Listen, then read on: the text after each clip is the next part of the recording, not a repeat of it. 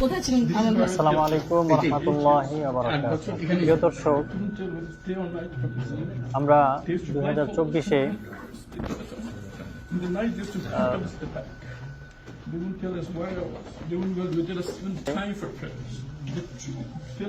ছাত্র সমাজের যেই ভূমিকা ছিল, সেই ভূমিকার কারণে ফ্যাসিস্ট সরকার ওনার পতন হয়েছে। ফ্যাসিস্ট সরকার থাকাকালীন যে ধরনের ঘটনা উনি ঘটিয়েছেন, তার মধ্যে অন্যতম হচ্ছে এখন বেরিয়ে আসছে আয়না ঘর। ঘরটি আজকে উন্মোচন হইল। প্রধান উপদেষ্টা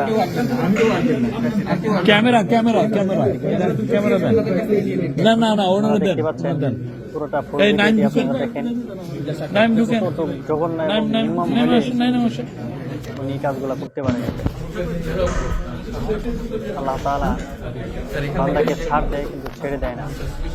যার সময় চলে আসবে তার অবশ্যই স্থান ত্যাগ করতে হবে। ফুল ভিডিওটি আপনারা দেখতে থাকুন।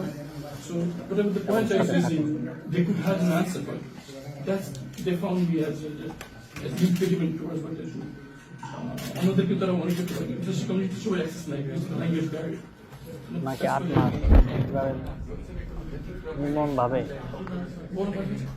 অত্যাচার করেছে।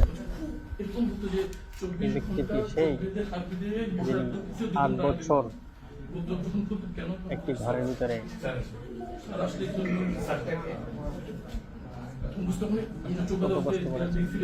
উনি বলতেছে ওনাকে হাত পা বেঁধে উল্টো করে রেখে দিয়েছে, এটাই উনি বুঝাইতে চাচ্ছেন। তাছাড়া আয়নাঘর সম্পর্কে যাদের এখনো ধারণা নেই, আপনাদের জন্য শুধু এই ভিডিওটি